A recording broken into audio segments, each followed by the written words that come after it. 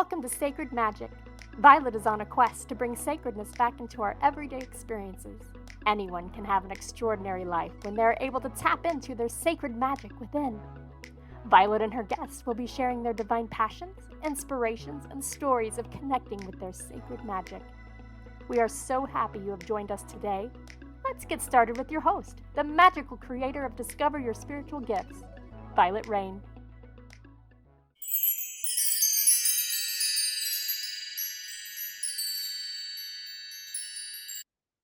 Hi, everyone. Welcome to Sacred Magic Podcast. I'm your host, Vialet, and today I have as a guest Miss Jill Sager, and I probably really messed that up. So I'm glad that she's so sweet to say, no matter how you pronounce it, it's okay. We're just going to call her Jill. How's that? And make it really, really easy. Jill is a tarot reader, an intuitive, a channeler, a writer, and a hand drum advocate who refuses to use the word psychic to describe herself. She was disabled from birth, born and raised in the Bronx, and it was the furthest thing from her reality to become a professional tarot reader or go-between for spirit. She was gifted a tarot deck in the 1970s, and then she was hooked. Word spread, and today she has clients all over the world. In her early 30s, she heard a voice that she knew wasn't hers, as I am not that smart or well-versed in the spiritual ideas, but I trusted the voice and learned so much from creating a better life for myself. So I can't wait to get to talk to her because, I find that all of us are in a different place in our spiritual journey. And I think all of us are shocked where we're at today, where we started. I think that's part of it. Unless you were lucky enough to grow up in a home that was very much connected to this realm or this reality or perspective. And I love to meet those people too, because I think it would be really cool to have parents that were really connected and you would have grown up with that as a child. So welcome, Jill, to the show. Thank you. Thanks for having me. I love this. So why not the word psychic? I'm curious. What is it about that word? Because, words have certain triggers for everybody. So why this word? Well, for me, and this is just my opinion about that word, and let me just preface by saying that I have a lot of reference for people that do call themselves psychics. I mean, I used to be somebody who watched Sylvia Browne years ago on daytime television and was just like thrilled by her. But for me personally, that word, I just feel like it would keep me in a box. And perhaps to offer, would kind of, with that word, people might have an expectation about what I can offer. Now, that's not to say, or what I can predict. It's not to say that hasn't happened in a reading, but at the same time, I feel like I don't want to be boxed into questions that really offer people, people are asking things like, will so-and-so come back to me? Will he love me again? Those kinds of things. I really, because in my belief system, this is just me, I don't want to be a predictor for anybody. I feel like if I were to do that, it really sets up expectations. People will either, this is again what I think, people will either be looking for that, and if it doesn't happen, they'll be disappointed. I mean, the wind blows, who knows, or they'll either be disappointed or they'll just be waiting for that thing to happen. And I just feel like the journey is really where we're at. It's not so much about predicting an end or a definitive kind of thing. So I am more about assisting people on that journey to open up blocks maybe, or wipe away cobwebs that are making it difficult for them to see what they want, or maybe how to get it. That's more of where I'm at in general. And I love that. I love that explanation. And here's my viewpoint perspective on that. Somebody comes in and sits with a reader. There's a couple of things that happen. Number one, a reader needs to set their ego their ideas, opinions outside of that space, because it's really not about them, number one. Number two, they have to understand that when people come to us, as a sitter sits down in front of us, what we say, we have to be careful of, because we could be planting seeds, right? So if I say, oh yeah, this guy's coming back, or oh yeah, this guy isn't coming back, we're planting that seed of knowledge. And then it's up, if they pick up that seed, it depends on where the universe is. That may not be their contract. They may walk out of the room and something devastating may happen that can change the whole path of where they're going. And so everything is moving. Energy is constantly moving. And so predictions, or being able to say, yeah, that's what's going to happen, can be difficult to do, because it's always moving. It's always shifting. You're shifting. The energy around you is shifting. That being said, for some of us that have that clair, I can see some distance into your future, where you're at this moment, right now in this. And what I tell you could change after you walk out that door, because you change, or a different person comes in, or a different energy, and all that shifts. So, and words, from what I've learned, everybody has their own vocabulary and how they use words. So I thought it was interesting, psychic, because it's funny, you say metaphysical and it turns some people off. You say new age and it turns other people off. You say witch, you say magician. All these words are labels that have triggers for some people and what their belief system is. And I believe we should just be open and be comfortable in our own skin on what we want to use and how we want to be viewed. And that's okay, right? It's really okay to be who you are. But understand that you get triggered by certain words, could be from past lives, this lifetime, family beliefs, all that.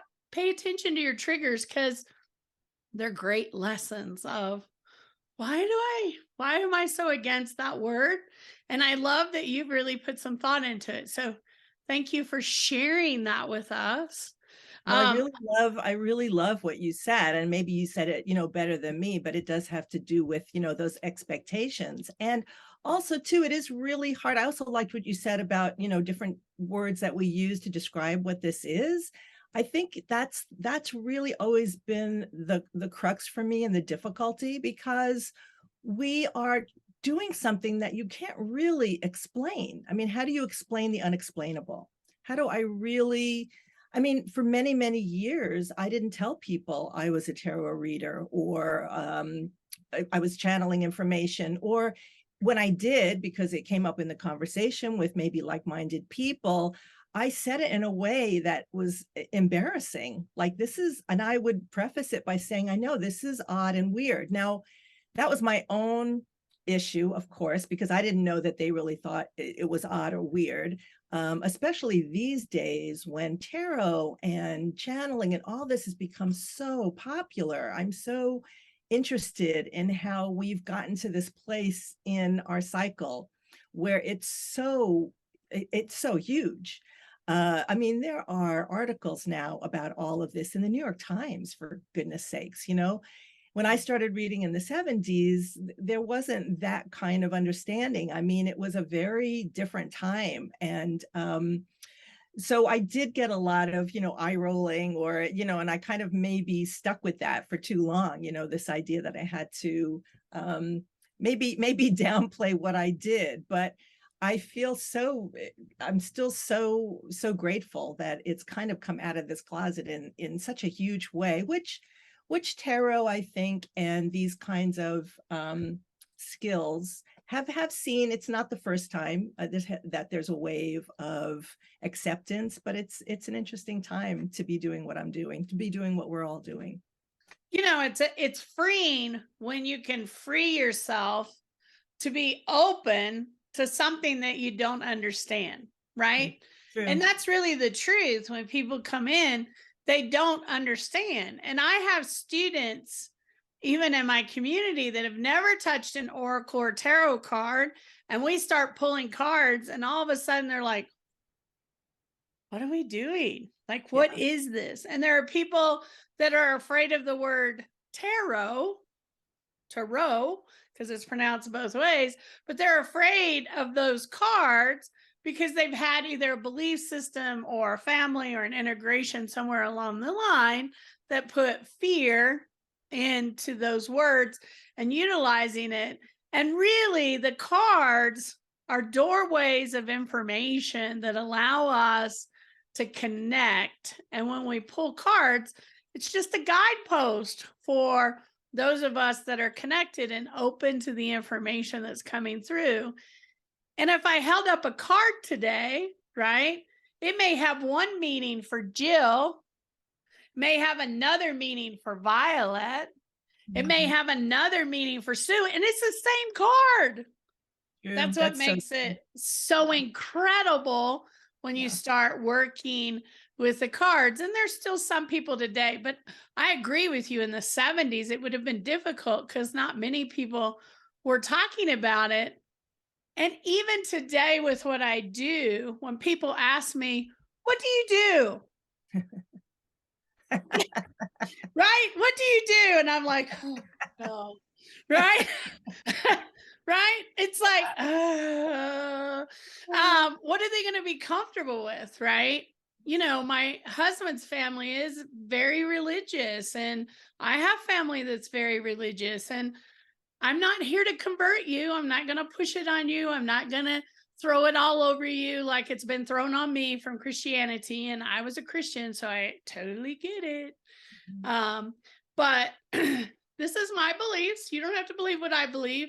I think when we have that freedom of stepping into who we are and allowing ourselves to let others be who they are, it is such a place of empowerment, right? I don't have to convince Jill of my beliefs. Right. She doesn't have to convince me. We honor each other wherever we are. And I think people need to think about that. So talk to me about your experience with the tarot. What do you have a style? How has it grown? Because I believe the more you work with these cards, the deeper you go into the wisdom and knowledge that they hold. So share a little bit with us about your journey working with these cards. Well, I agree with you. That is what happened to me. I got tarot cards as a gift, as I said, in the 70s, and a reading, and from a friend. And I was immediately hooked because I felt like her reading, the cards knew me. And that's what happens to many of us. You know, the cards get pulled, they highlight some things going on. They seem to understand, and they did back then, like who I was, not all of me, obviously, but something that totally resonated.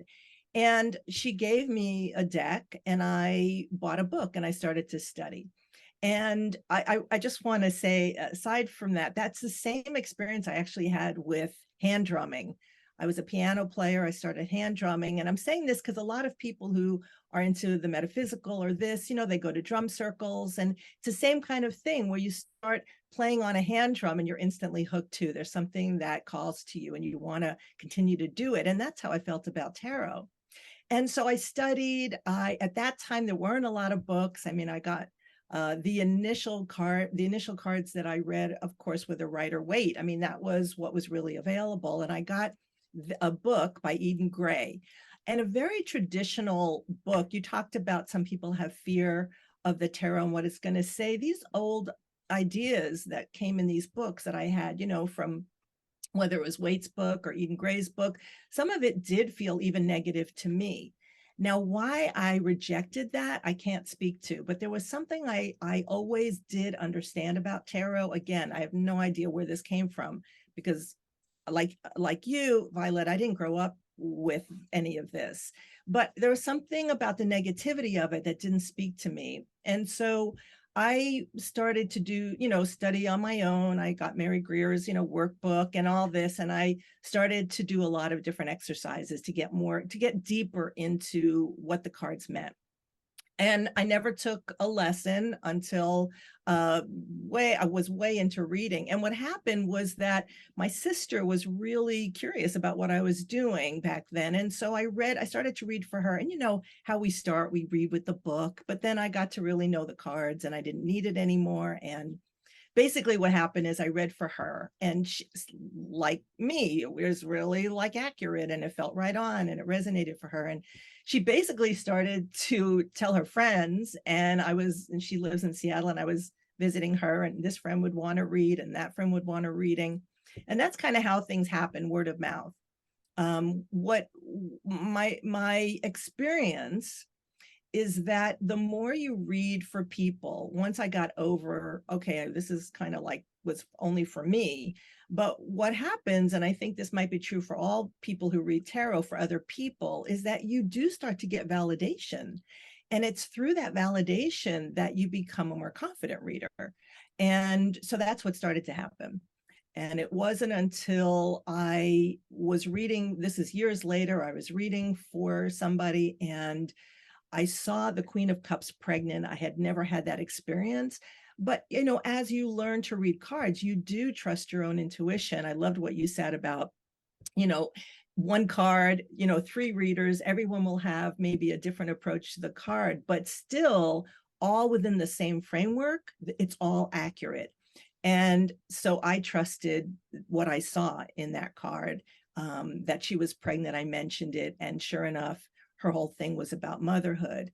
So from there, you know, again, with the validation, it just deepened my intuition. And that's really what happened. I just got more and more secure about my skill and started to trust more and more my own intuition. And again, this is just my experience, but I really think that tapping into our own intuition, really allowing for that self-trust of what we see and what we get, and testing it out. You know, it may not always be accurate, but testing it out in some way, that's what can open a door to the rest of it, right? Because if you're not afraid, and if you drop you know, those things that obscure that, you know, whatever that fear is, if you're able to drop what that is, it kind of starts to open you up to more. And I also think, and I'll say this, that reading tarot, because we all know this, what we're doing, we're looking at images. And images, just like when I was hand drumming, we are opening up a side of our brain that is not always accessed, especially in the United States. And that kind of opening using images, so that, and also, as I said, you know, hand drumming using right, left hand, I think also just really heightened my abilities. And I think that was a doorway to why I was able to start hearing voices, you know, a voice, I should say, that definitely wasn't mine. And also I will say, in terms of my own journey, meeting women, two women in particular, way after I moved to Eugene, Oregon, I was in my mid-30s.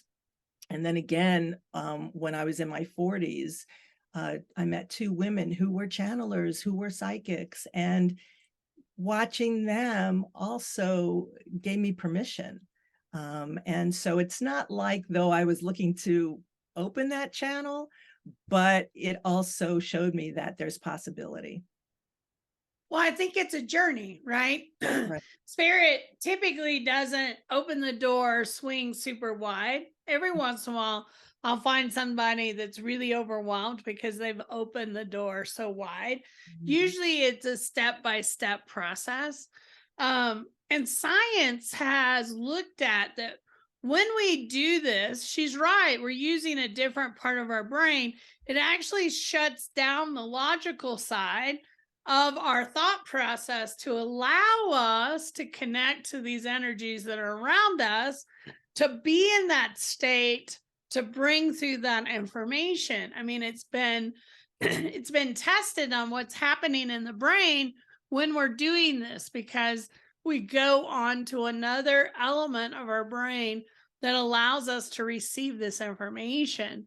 So the cards hold so much wisdom and process within them that you can't even imagine when you start really working with them and playing with them.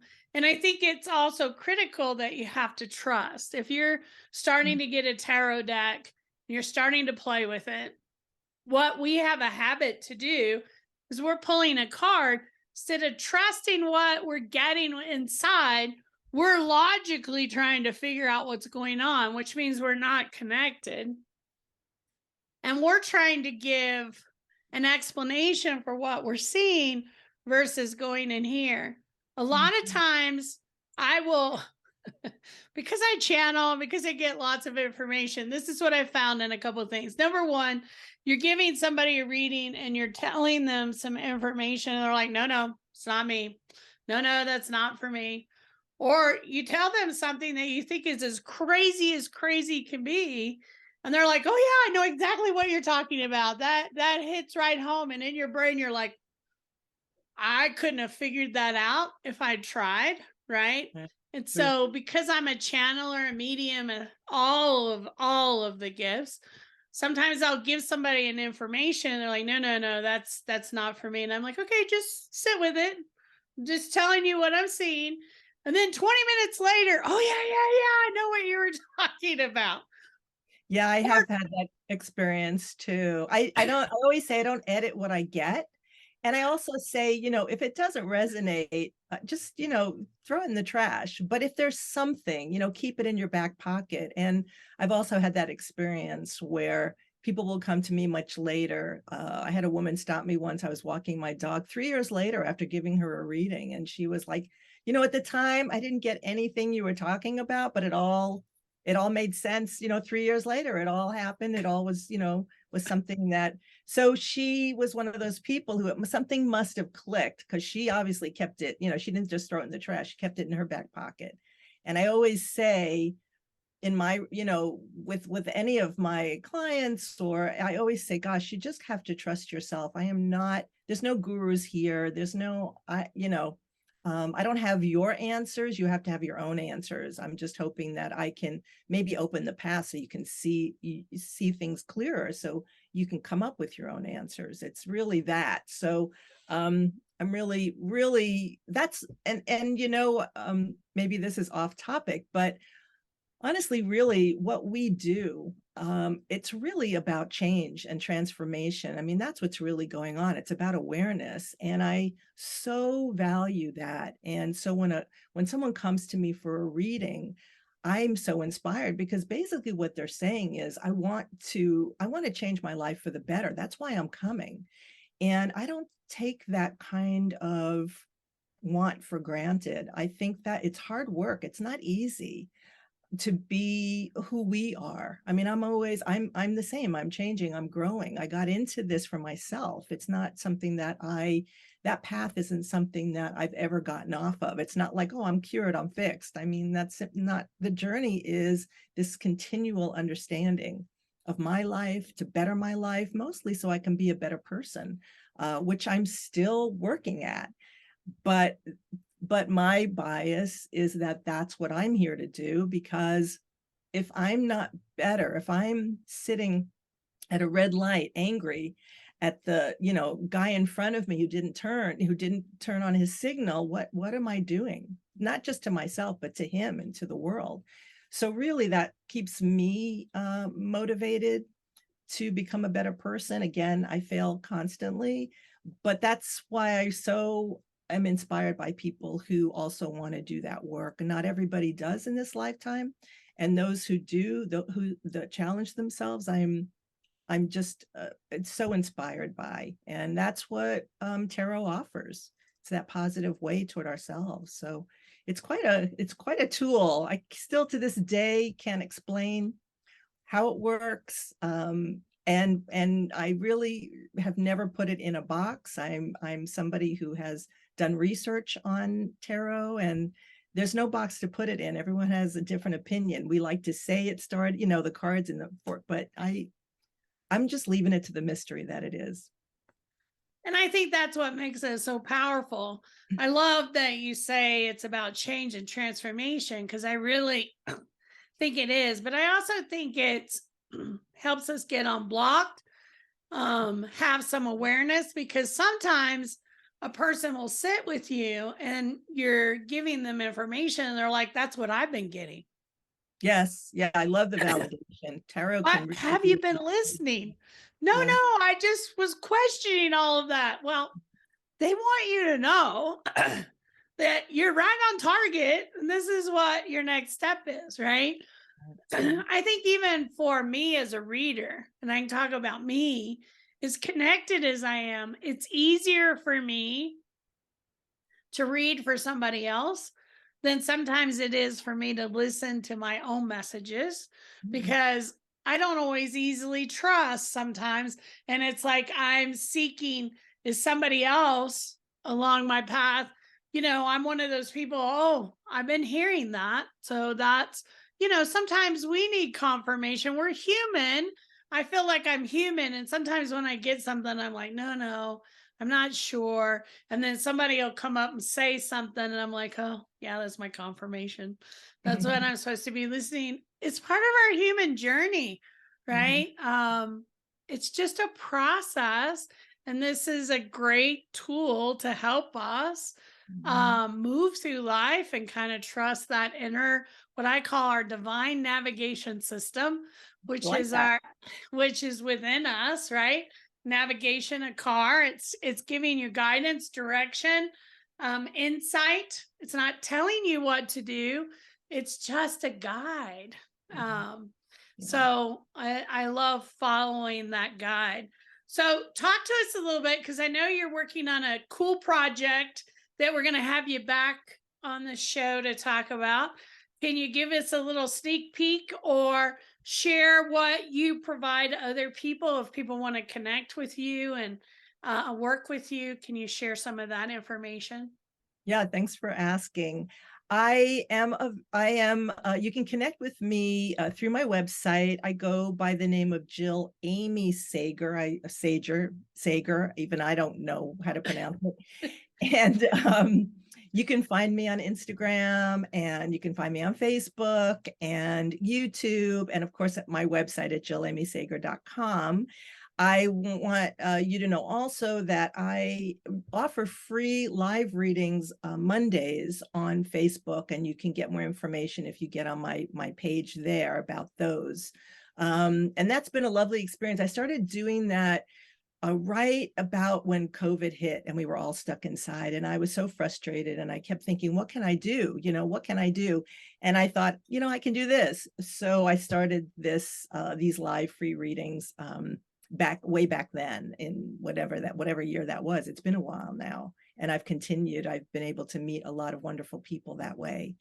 What's coming up, Violet, and thanks for asking. I have a book coming out in fall of 2024, being published by She Writes Press, and it's called Welcoming Wisdom. And it's 30 chapters. Basically, the chapters are set up things on topics that I downloaded, information, messages from guidance on topics that I think we all maybe have questions about or grapple with, like worry or money, judgment, just as an example. And then I wrote in every chapter, I wrote my own personal stories about how I have used that information to learn things, to change my life. And then each chapter has a section called reflections. And those are 2 to 3 questions to jumpstart the reader's own musing on the various topics. So I'm really excited about it. I was hesitant to put it out into the world, from my days of what you channel, that kind of attitude. But I was checking in with, this entity I call guidance, by the way, only because I named it that because it means help. That's all, really. I don't know what it is I'm getting. But at some point while I was meditating, this voice came in and said, and I almost have tears when I say this, and this, I was like 62, I'm 66 now. I was about 62, 63, have been doing this works is from the 70s. I was, what is that? I was in my late 20s. And they said, what if you were supposed to be doing this your whole life? Because I always had day jobs. I always, like I said, this was kind of in the closet. the only reason I was available to people, it was a lot of word of mouth. And when they said that to me, I knew in that moment that, wow, that there was truth in that. There was truth in that. And rather than regretting that I didn't make it such a big deal all those years, I was good with, well, you know what? Live and learn. And so I'm going to put your word out. They were like, also, because they also said to me, you know, what we offered you. And of course, they don't talk like this. I'm paraphrasing, but basically they said, what we offered you, it wasn't just for you to keep.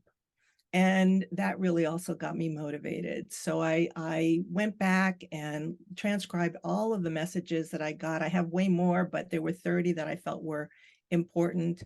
And this book came about, and I'm really proud of it. And I'm excited to have it out in the world. We'll see what happens. I love that. I love that. I'm so glad that we had an opportunity to talk to you and to get you to share this information. And we will have her back on the podcast as it comes closer to being published and out there so that we can talk to her a little bit more and reconnect. I would love that. Jill, thank you for taking the time today to be on the show, to share your insights. I loved our conversation. I really did enjoy it. I agree. Thanks so much, Violet, for having me. Really appreciate it. Thanks. Thank you, everyone, for listening. I hope that we will get to see you soon at Discover Your Spiritual Gifts in Littleton, Colorado. If not, please follow us, comment, share, all of that. We're on all the channels. We'd love to see you there. And I hope you have a magical week. Thank you for listening. Talk to you soon. Thank you. Are you seeking an online spiritual education resource? Do you crave to know more about various topics of spirituality? Discover Your Spiritual Gifts Academy offers a wide variety of programs including Crystal Alchemy, Tarot, The Journey of the Fool, Akashic Record Reading Certification, and much more. These online courses allow you to learn on your schedule and at your own pace. You can find out more at www.discoveryourspiritualgifts.academy. Thank you for joining us. To find out more about Vialet, head over to discoveryourspiritualgifts.com.